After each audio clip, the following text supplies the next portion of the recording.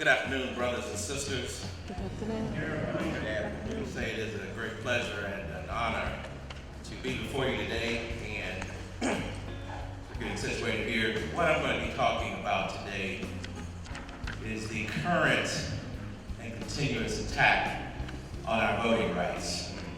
And I have a short PowerPoint presentation that I'll walk through with you. And as I put this presentation together over the past few weeks, as I have been on the road talking about this critical issue, I found that, the question that we kind of say in passing is, what are they doing?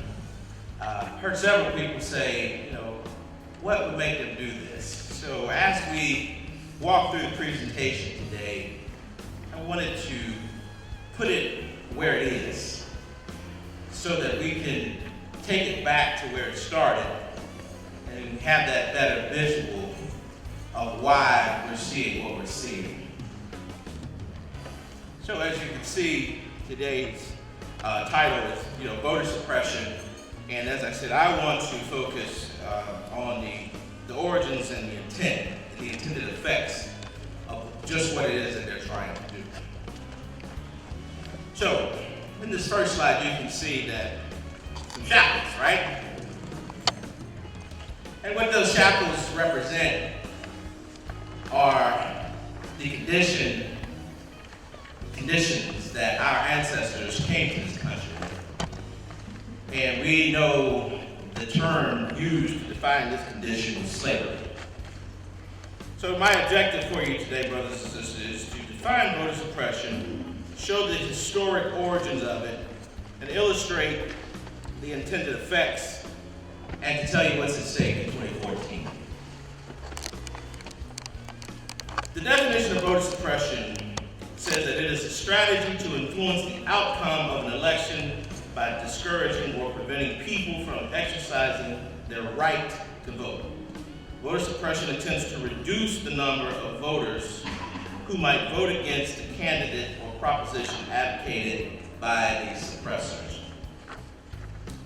In 1787, at the Constitutional Convention in Philadelphia, Pennsylvania, and as you can see in this slide, the great minds at the time who created and founded this great country that we live in, they got together in Philadelphia and they crafted the Constitution.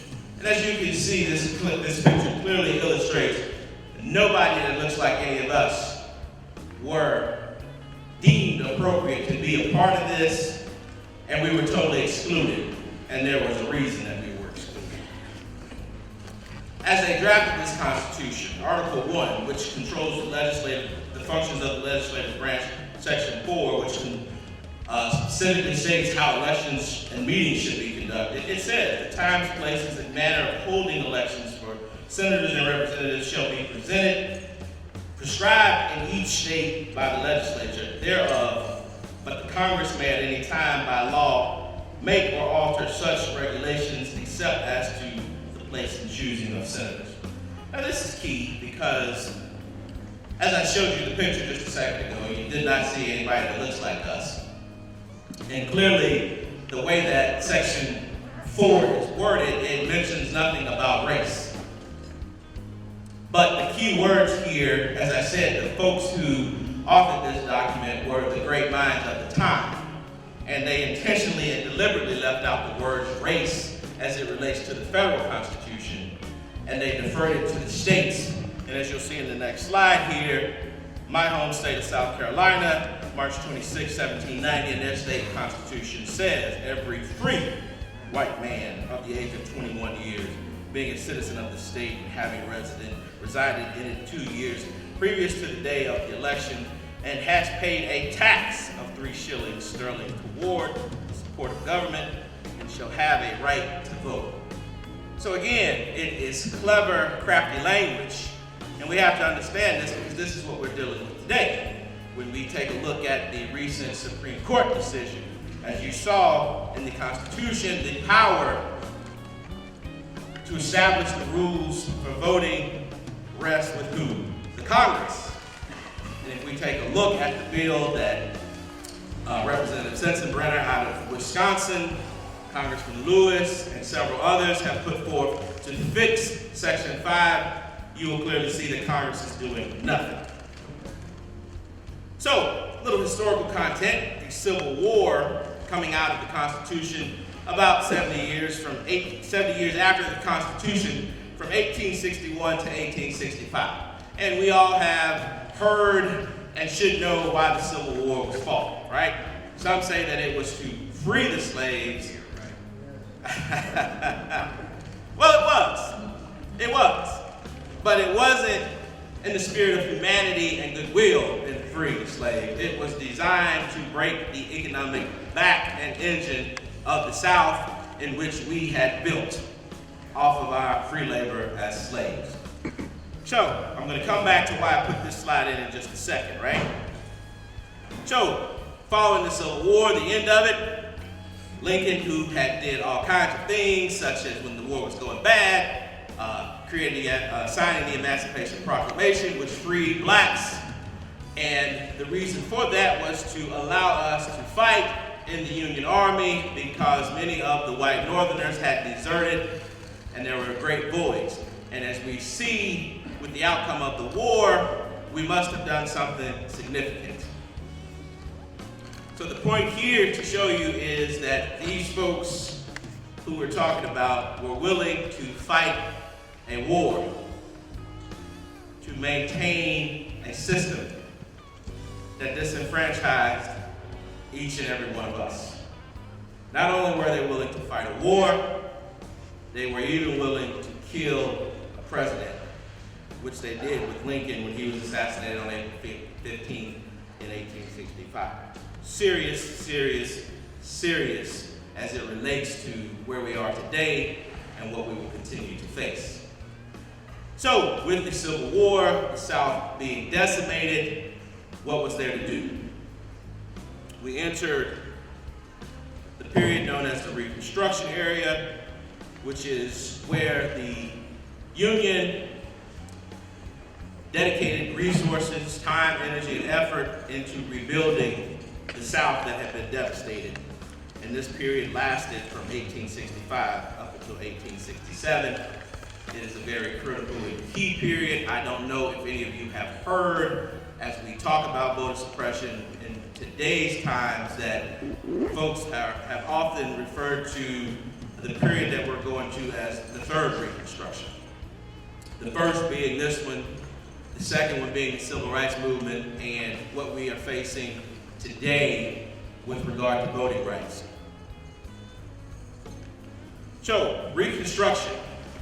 A lot of times, historically, if you get deep into Reconstruction, you will hear three names of a few gentlemen known as the Radical Republicans, and they do have their place in history because they were instrumental in it. But as you will see, they were not the only ones at the table in terms of putting forth the legislation known as the first wave of civil rights in this country. Those gentlemen were Charles Sumner of Massachusetts, a great liberal and a great abolitionist at the time, John Bingham, a representative from the state of Ohio, who authored the 14th Amendment, which is key and critical to us because it is the amendment that established us as people. And then there's Thaddeus Stevens, a very, very, very staunch abolitionist and supporter of civil rights and the equality of black people in America. And he is credited with also authoring the 14th Amendment as well as the 15th Amendment. The amendments that I talked to you about this morning, the Civil Rights Acts of the 1800s, the 13th Amendment, as I said, abolished slavery. The 14th Amendment established citizenship and provided the Equal Protection Clause, because though we were granted citizenship just as today with our voting rights, we have them, but we see what happens when we have laws that protect us on the ballot, on the books, but they're not enforced. So the Equal Protection Act clause essentially put some teeth into these amendments that gave us the equal protection under the law, that basically said that we could go to court, that the Justice Department and everything else that was available to us would be there to, in fact, protect our rights. And finally, the key issue the 15th Amendment, which is why I'm here to talk about, it established voting rights. And one key thing to remind everyone is when it was established with the 15th Amendment, it only applied to black men. And as it says, it prohibits the federal and state governments from denying a citizen the right to vote based on that citizen's race, color, or previous condition of servitude. It was ratified on February 3rd, 1870, as the third and last of the Reconstruction Amendments. So, with the 15th Amendment, we saw black electoral participation for the first time in America, especially in the South, which is where the largest population of black people resided. And what we saw with this was that black electoral participation skyrocketed instantly. Blacks were elected to state legislators, statewide office, and Congress throughout the South. Very key as we're talking about what we're talking about. And as you can see, this is a famous picture of black members of Congress during the 1860s and 1870s who got there by the participation of black people in the states such as Georgia, Alabama, Louisiana, Mississippi, South Carolina, and even Florida. And it's very critical because in schools today, we know nothing about these men, nothing about their history, and certainly nothing about the legacy that they had and impacted this country with. As I said, they governed in state legislatures. This is a great picture that illustrates them in the chambers back in those times. And not only were they there, they were very instrumental in crafting legislation and providing leadership and governing, which is something that we don't want to acknowledge happened today, because when we acknowledge it, we start to getting into a little more of the roots as to why they start pressing these, as you'll see, voter suppressive laws to disenfranchise us from the process. So some of the issues that were championed by blacks, they helped with the establishment of the Freedmen's Bureau. They obviously championed for civil rights. They championed something that that is very near and dear to each and every one, and that was public education. Prior to blacks getting into Congress and in these state legislatures, there was no such thing as a public education system. Public education was for the wealthy and the privileged. And here's what was said about black officials during the time. And this is a quote from the then Speaker of the House, James G. Blake. And as you can see, he says, they were as a rule studious, earnest, ambitious men whose public conduct, as illustrated through Mr. Revels, Mr. Bruce in the Senate, Mr. Raper, Mr. Lynch, and Mr. Rainey in the House, would be honorable to any race. So, contrary to popular belief, these gentlemen were not thugs, they were not uneducated, as people would like for you to believe about our politicians and elected officials that we see even in today's time. And it's significant for them because you have to remember that these men came straight out of slavery into these positions. So it should be the question should be asked, how is it that these men were slaves, rose to power, and elected office, and crafted legislation that benefited our race as well as the entire country? There's something innate about that. And immediately after these men get elected, we get our enfranchisement and start to participate in the process. The court case comes up, United States versus Reese, and it was argued in January of 1875, decided in March of 1876. And I'll tell you the synopsis of the case. It was a voting rights case in which the United States Supreme Court narrowly construed the 15th Amendment to the United States Constitution, which prohibited that suffrage for male citizens could not be restricted due to race, color, or previous condition of servitude. Due to this ruling, the states began to develop means to exclude blacks from voting while keeping within the constraints of the 15th Amendment. So immediately, As soon as we get our rightful seat at the table, we begin to participate, we begin to contribute, and they go to the court. They waste no time in going to the court to erase the progress that had been made. Now, if this is not looking familiar to you, I'm in the 1800s right now, but if this is not looking familiar to you in 2014, then we have some more talking to do after this presentation, because we have a lot of work cut out for us. Let me go back and point those dates out again. So the case was argued January of 1875, and it was decided March 1876. Those dates are critical, and I'll show you why. The 1876 presidential election. President Rutherford B. Hayes, who would go on to ultimately win, versus Samuel Tilden. And as you can see from the numbers, Hayes was a Republican, Tilden was a Democrat. Hayes had 185 electoral votes, and Tilden had 184.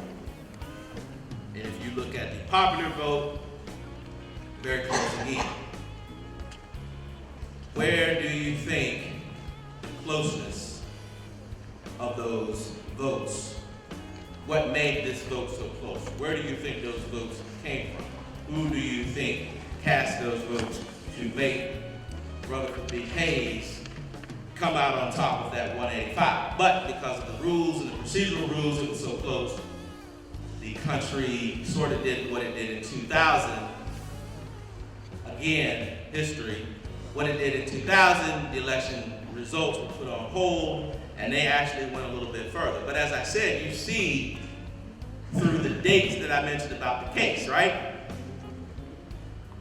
So there's a pattern, and there's something going on by design. If you look at it, they had designed the court case to interfere and suppress the vote because they recognized that the black vote was stronger than their vote. So what happened? They had to enter into a compromise. And you should know that blacks coming out of the Civil War during all of this were staunch Republicans because the Republican Party at the time championed civil rights. So all of those gentlemen that I showed you who were elected officials, they were Republicans, and they were loyal to the Republican Party, and they were loyal to Rutherford B. Hayes. But as a compromise to get Rutherford B. Hayes into office, they agreed to end Reconstruction, and with that, that meant that the troops would be removed from the South, which had been there to enforce the voting rights. It should start to sound a little bit familiar because Section 5 of the Voting Rights Act, which was struck down, was put in place to give the Justice Department the proper authority to enforce the law as it related to voting rights, now removed by the Supreme Court. And following that, we saw the implementation of black codes, which restricted the movement of black people, totally stripped away all of the rights that had just been granted to them, and we began the nadir period in American race relations, which means the lowest point for us. Then we work a little bit forward and we come to the Great Migration with the Industrial Revolution, and many of the former slaves, black people who had been slaves and sharecroppers throughout the South, moved to the North in great magnitude and started getting into cities such as Chicago. I heard a few folks from Chicago in here earlier, folks from Detroit, New York, and other places. And with that, the key here is that it shifted the population. So what we have here is it did not eradicate or eliminate a large black base in the South. It just shifted a larger black base of voters, or people I should say, because they still didn't have the voting rights, into the North, which totally changes the landscape as we move on into the New Deal with FDR. And as you can see, the fight that began from my dear brother A. Philip Randolph, putting the pressure on the Roosevelt administration to do certain things. With that fight, we saw progress made. Obviously, it paved the way for us to be sitting in this room today as trade unionists because it opened those doors when they had previously been closed. It also shifted the balance of power in politics. As I said, prior to the Great Migration and the New Deal, we had been staunch Republicans because of the commitment to civil rights of the Republican Party. But the realignment with the New Deal, we shifted from being staunch Republicans over to the Democratic Party, not because the Democratic Party was great on civil rights, but because, as you can see, it gave us an opportunity because we went in and we fought for it. So during the New Deal, we see that a couple of blacks, as I mentioned, as a result of the New Deal, the shift in population in Chicago, we saw that Oscar Stanton Priest was elected, and he was the first black elected outside the South, the first black to be elected since Reconstruction, and Brother Arthur Mitchell succeeded him, and he succeeded him as a Democrat, as I said, because of the shift from the Republican Party to the Democratic Party. So here we see a great photo. As I said, the Democratic Party did not give us anything. We fought for it tooth and nail. So in 1948, and remember the significance of this because it's key as it relates to today. In 1948, A. Philip Randolph led the charge against Harry Truman and the Democratic Party at the 1948 Democratic National Convention in Philadelphia to insert civil rights into the platform, and more importantly, to end segregation in the armed forces. Remember, coming out of World War II, blacks had fought bravely, but were not even treated as equals or humans during World War II. So Brother Randolph led the charge against the Democratic Party to be a little more open, and they did. And what we got was, we got inserted into the Democratic Party a civil rights platform, ended segregation by executive order in the armed forces, and we established a working precedent with the party to work on civil rights. And we established coalitions with liberals and progressives such as Hubert Humphrey and other senators who pushed voting rights as we went forward. And here's something that we all need to know, right? So Brother Randolph goes and he pressures them to insert this platform. And they did at the convention. And what happens? Strom Thurmond, who was governor of South Carolina, and a guy by the name of Bull Connor from over here in Alabama, led a walkout at the convention, and they established the Dixiecrats. And as you can see, Strom Thurmond said, all the laws of Washington and all the bayonets of the army cannot force the Negro into our homes, into our schools, our churches, our places of recreation and amusement. And the reason I put that here is because this is key in showing you the mentality of where some of what we're seeing today comes from. It is nothing new. It is here. It has always been here.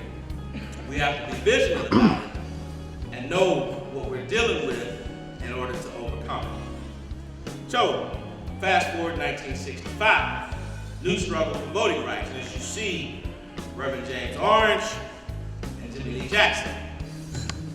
A struggle initiated in Dallas County, Alabama, where Dr. King sent his young cadre of activists there to register voters and to test the system. Reverend James Orange, who lived here in Atlanta, goes to Dallas County, is arrested, and is charged with disorderly conduct and delinquency of minors. So again, I'll repeat that charge. Disorderly conduct and contributing to the delinquency of minors for simply trying to register people. And while on this crusade, sitting in jail, Reverend Orange receives word from a wino that he was going to be hung. And our people rise to the occasion. And they had a demonstration at a church a few blocks down the street from the jail. And during that demonstration, as they were leaving the church, you know how we do it. We go to church and we pray. And we put it in the Lord's hand. And as they were leaving that night, the Klan was waiting on them as they left the church. And they started beating folk like they had historically been doing. And a young brother named Jimmy Lee Jackson was shot. And that is what prompted Dr. King to say, we're going to take this message and Jimmy Lee Jackson's death from here in Selma, and we're going to march all the way to the Capitol and put this on the front doorsteps of the Capitol. And people like George Wallace and Will Connor, resulting in Bloody Sunday, where people were viciously beaten, again illustrating the struggle, the pain that people were willing to go through. And I said, were willing to go through. Let me correct myself and say, are willing to go through to keep you and I from going. So the march from Selma to Montgomery, led by Dr. King and many, many, many others, and it culminated in the Voting Rights Act of 1965. Because this vicious violence was picked up on TV and it was demonstrated and shown to the world, and the sentiment began to change. So we got the Voting Rights Act of 1965, and we celebrate it, but let me just park on the Voting Rights Act for just a second because it's key. If you read the text of the Voting Rights Act, what do you think it says? It says the same thing that was in the 15th Amendment. There's actually no difference between what's in the Voting Rights Act of 1965 and what was previously put in there in the 15th Amendment. The only thing that it did was it added protections, such as Section 4, Section 5, that the Supreme Court gutted last year. So I have to show this particular slide because I don't think I have come across a better statement or a person who demonstrated exactly what's going on, and that's Malcolm X in his 1964 speech, The Ballot or the Bullet. And if I may, just read it to you, this key point here. And when he was talking about black people, he said they're becoming politically mature. They're realizing that there are new political trends from coast to coast. As they see these new political trends, it's possible for them to see that every time there's an election, the races are so close that they have to have a recount.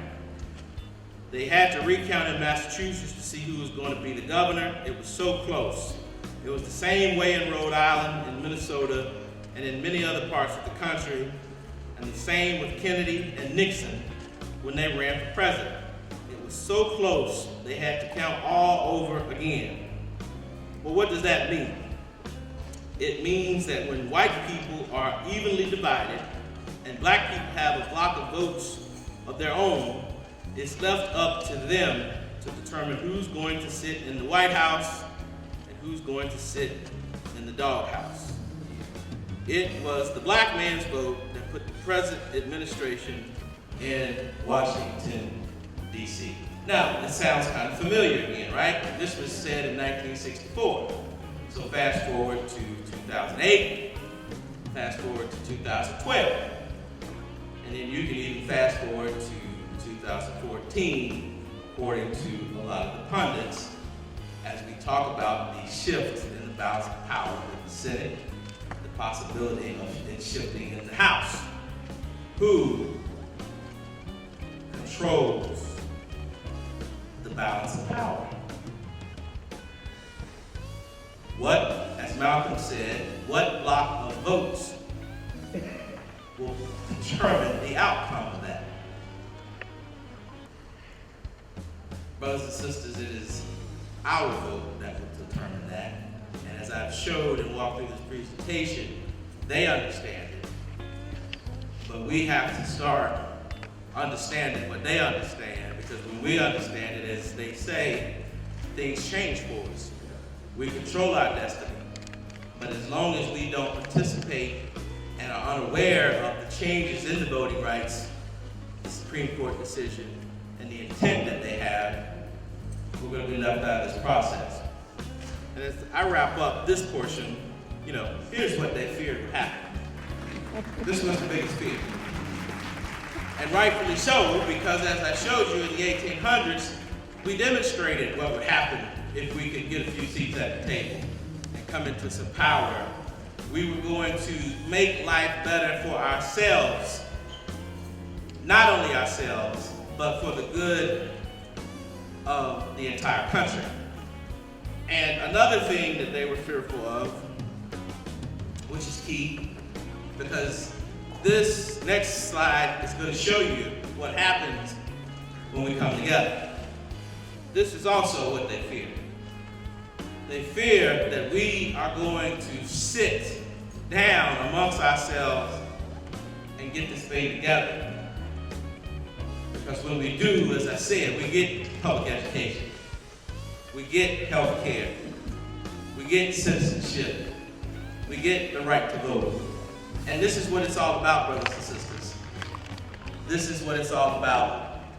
And as I said, with the history that we've seen, we see how brutal they will be. Nothing has changed on their end. They have not let up from the minute we got here and trying to tell us where our place should be, and they won't. And the question is, are we going to answer the call? And I'm going to pass out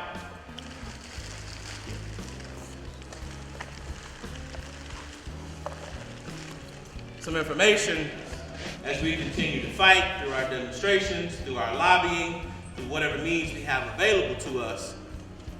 In the places where laws have changed because they slipped through the cracks because we weren't vigilant, we're going to have to comply. So it's very important that as we move forward into the fall, that we're in compliance with what's on the books. Because we're going to have to do a huge job mobilizing and turning folks out.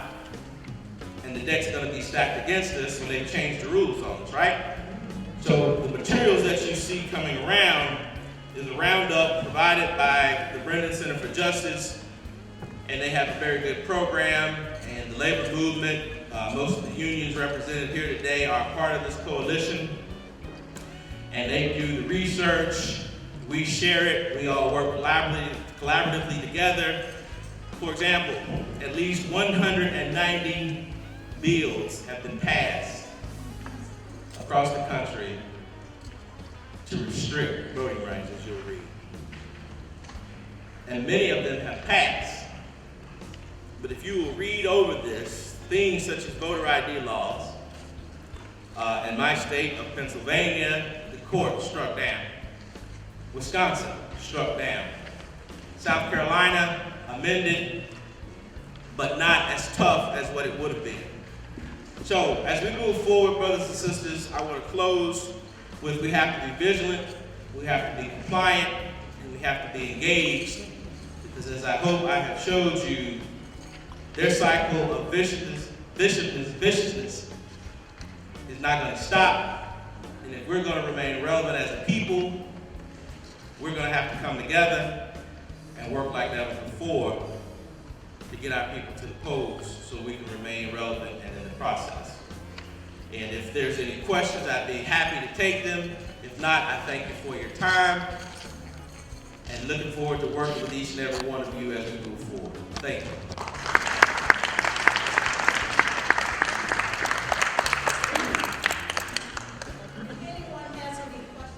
The question was, is there something that you can do starting right now? The answer to that is yes. And it ultimately depends on which state you live in, but yes. The AFL-CIO ran a program last year, or in 2012, and we'll be running again this year, called the My Vote, My Rights program. And if you go to the AFL-CIO website, you should be able to access information. If not, please call me. I'll give you my phone number. It's 412-613-0909, and I would be more than happy to point you into the right direction with whatever organization is in your area or in your state, and get you with the appropriate people who are working on these issues to start doing that thing. I'm sorry? Sure. 412-613-0909.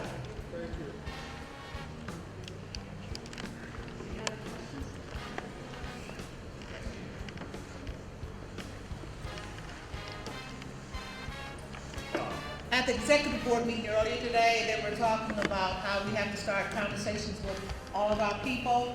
So I wasn't just ignoring you.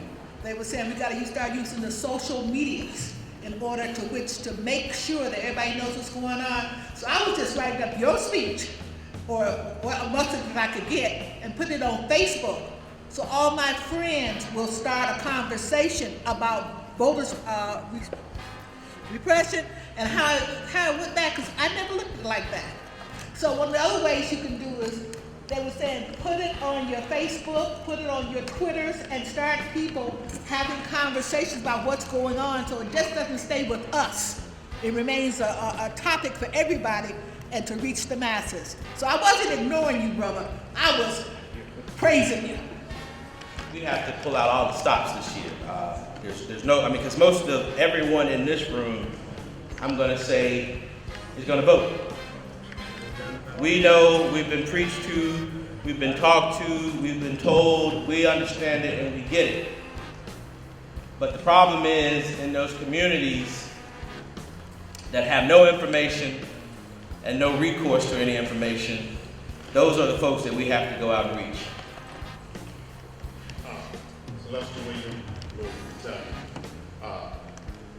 What I would like to know, I know you've given it to us, and thank you for what you've done for me last month.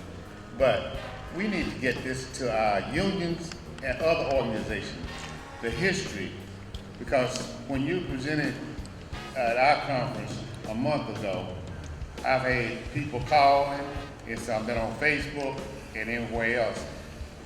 The history that they don't know, and we have forgotten.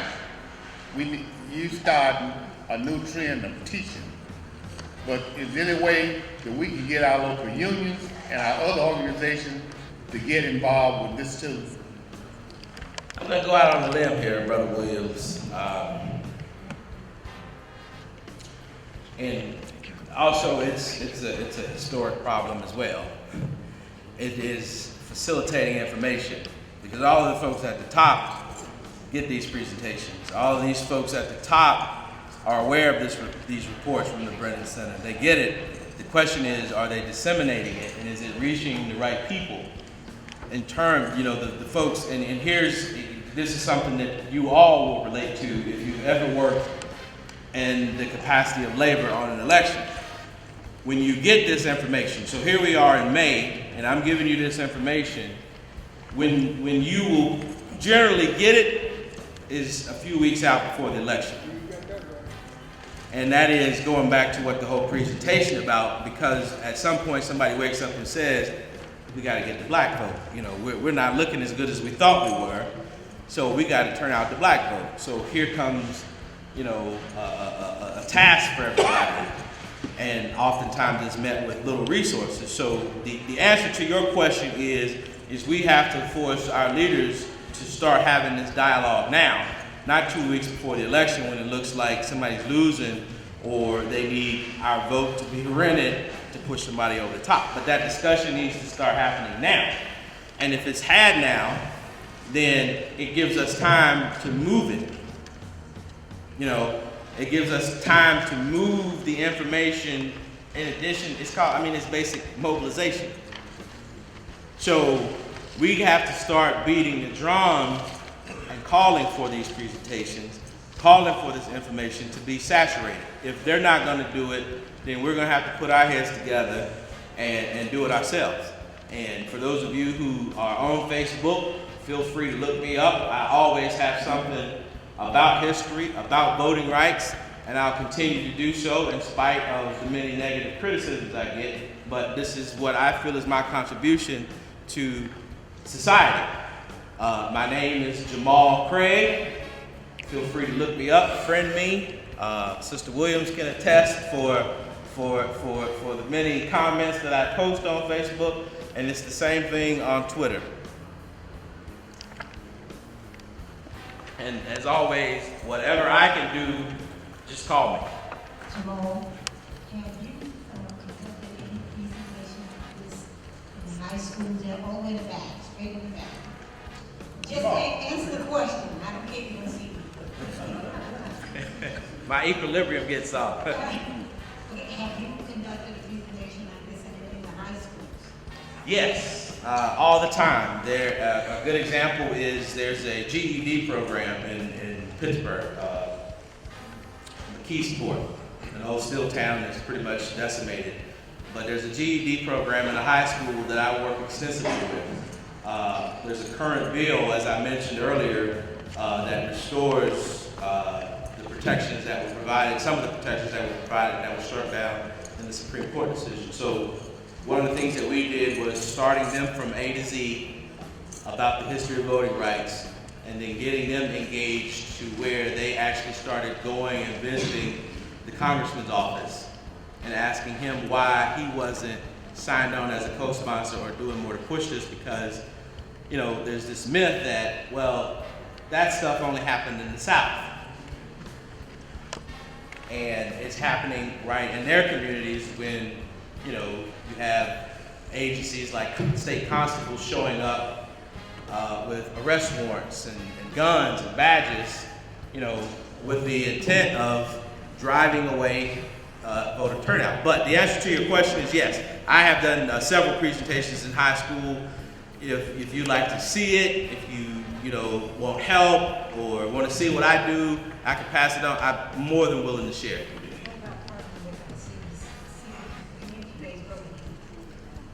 I'm sorry?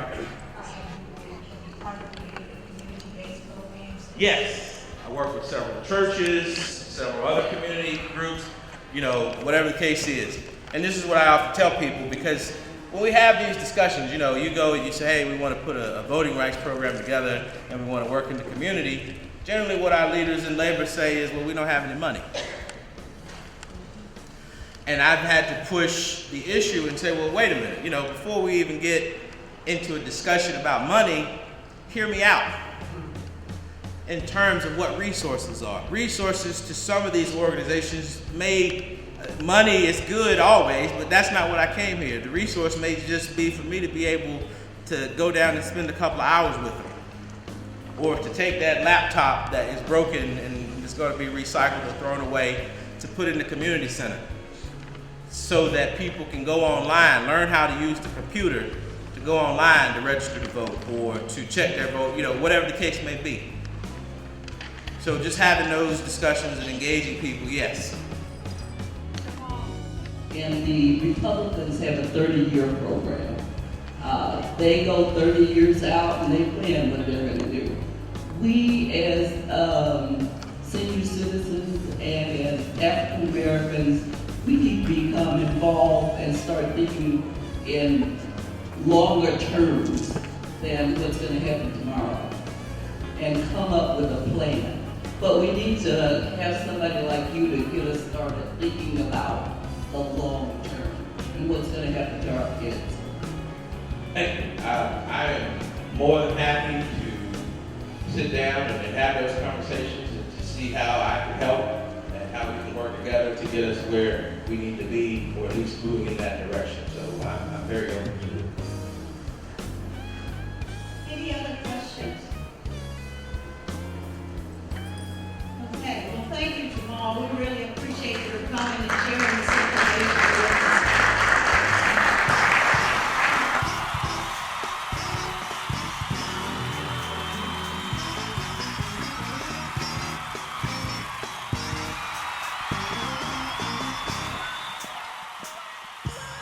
even though they say this is a midterm election, it's an election, and that's what we've got to start saying.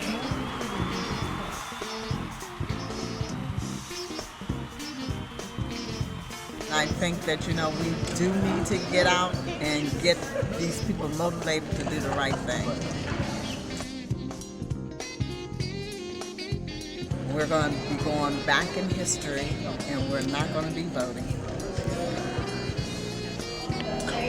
Hi, I'm Jamal Craig here at the 2014 Coalition of Black Trade Union National Convention. Just wrapping up a presentation on voter suppression, where we laid out the origins and the intended effects. And it basically was a presentation that laid out the historical account of what has happened and transpired in American society as it relates to voting rights, which have historically excluded blacks from that process. And today we talked about how in 2014 we are still continuing to see some of the things that were set out in the Constitution which excluded us, and it just appears that we are working, that there are forces out there who are working to take us back to that. And we talked about what we need to do to engage black voters across the country to remain engaged and stay involved in the process and exercising our rights.